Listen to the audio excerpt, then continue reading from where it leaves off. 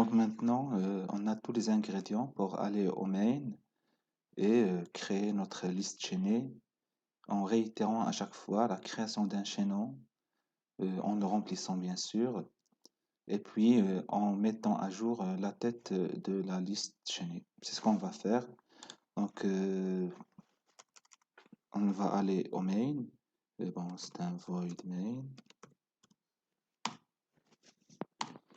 D'accord. Bon, ce qu'on va faire, c'est on va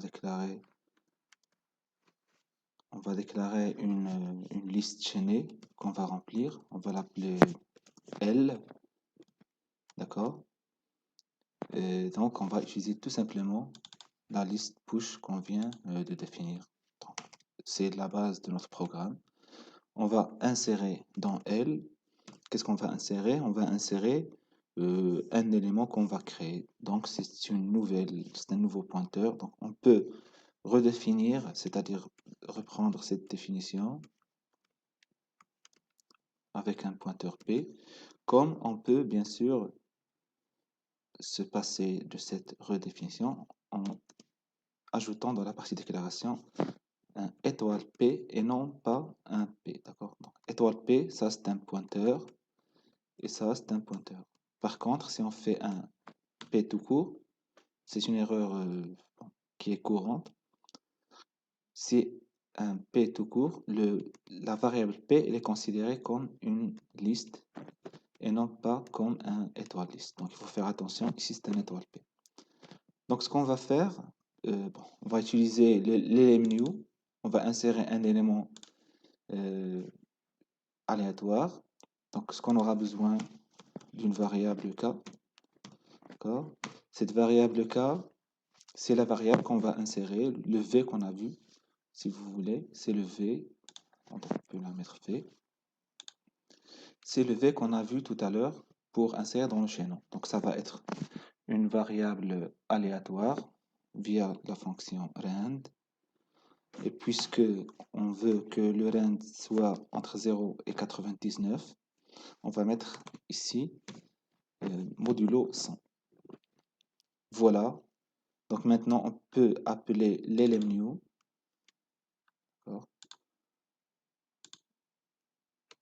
Donc LMNew, il va prendre cet élément V. Et puis, le résultat, c'est une adresse d'un pointeur d'un chaînon qui a été créé. On va l'affecter à notre pointeur P. Voilà. Et maintenant, nous avons tous les ingrédients pour insérer dans la liste le nouvel élément qui a été créé. Et donc ici, nous allons insérer dans la liste L, au début qui doit être vide. Donc, on va insérer un P. Mais surtout, n'oubliez pas, avant de commencer, de mettre la liste annule. Bon, voilà, c'est le travail qu'on va faire de manière répétitive, c'est-à-dire créer un chaînon via LMNew avec une valeur aléatoire qui est V. Et puis, le chaînon qui a été créé, on va l'insérer dans la liste L. Et donc, nous avons tous les ingrédients. Le résultat de ce list push, c'est l'adresse du chaînon qui a été inséré, c'est-à-dire la nouvelle tête. Et donc, on doit l'affecter à notre liste qui est toujours le L. Bon, voilà, ça, c'est une seule itération. Ce qu'on veut, on veut réitérer ça autant de fois. Donc, dans l'énoncé de l'exercice, c'est 100 itérations. Pour simplifier, afin de visualiser le résultat, on va utiliser 5. Donc, ici, ajouter un entier pour le bouclage, pour boucler sur for. Donc, for i est égal à 0, i inférieur à 5, et plus. Qu'est-ce qu'on va faire? On va faire ce travail autant de fois, c'est-à-dire générer un élément aléatoire. OK. générer un élément aléatoire, l'ajouter dans un chaînon et ajouter le chaînon à la liste chaînon. Voilà. Donc ça, vous pouvez le faire ainsi, comme si vous voulez faire d'une manière un peu réduite, on peut le faire, tout ça, on peut le faire, je vais le mettre en commentaire. D'accord. Bon, ça, c'est juste pour les gens qui veulent un peu avancer un peu vite. On va faire L. Elle va recevoir le list push.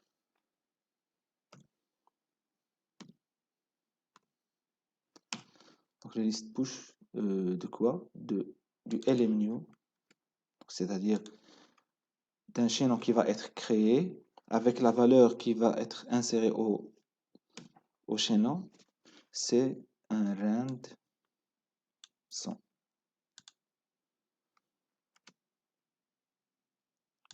OK? Et voilà. Donc, vous pouvez le faire en une seule ligne, comme vous pouvez le faire de manière un peu petit à petit. Donc ça, c'est notre remplissage de liste. Maintenant, pour s'assurer que nous avons bien fait la chose, on va ajouter rapidement une fonction d'affichage.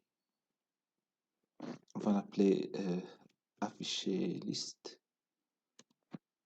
D'accord? On va lui donner une liste, c'est-à-dire l'adresse d'une liste L. Ce qu'on va faire, c'est d'une manière un peu classique, on va déclarer un pointeur P, on va l'initialiser à L, et tant que, avec une boucle while, tant que ce pointeur n'est pas nul, tout simplement, on va print élément.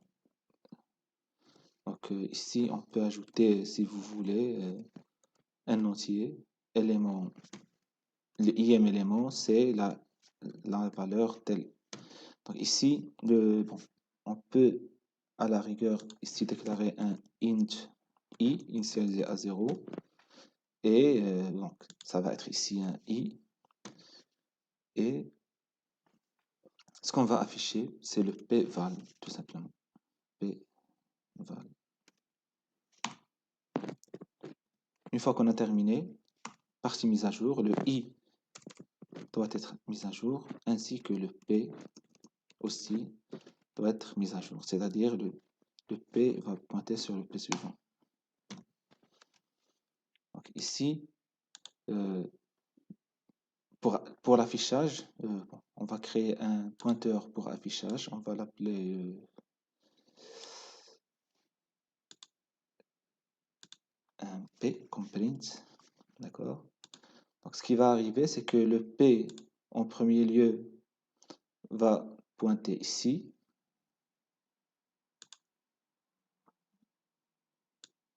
Va pointer là. OK? On va afficher pval. Le pval, c'est ça. D'accord? Et puis, après le pval, c'est P reçoit P suivant. P suivant, c'est P flèche suivant, c'est ce pointeur-là. Donc, le P va pointer sur ce que pointait le P suivant. Or, le P suivant pointait sur ce chaînon-là. Donc, la nouvelle partie où va pointer le P, ça ne va plus être ce chaînon-là, mais c'est le chaînon pointé par le P suivant. Donc, on va mettre à jour le P ici. D'accord? Donc, il va pointer ici. On va afficher P val, puis P reçoit P suivant. Le P suivant, c'est celui-là. Donc, P va ici, pointer ici, et ainsi de suite, jusqu'à ce qu'il soit nul. Bon, voilà, ça, c'est notre fonction d'affichage. OK. Bon, je pense que nous avons tous les ingrédients nécessaires pour créer une liste de 5 éléments. Chaque élément, c'est un élément aléatoire entre 0 et 100. Bon, c'est ce qu'on va faire. Pour visualiser, on va appeler la fonction affichage liste. D'accord? Et on va appeler la fonction affichage pour la liste L. Et voilà. Donc, la prochaine vidéo, on va discuter la complexité de la solution proposée ici.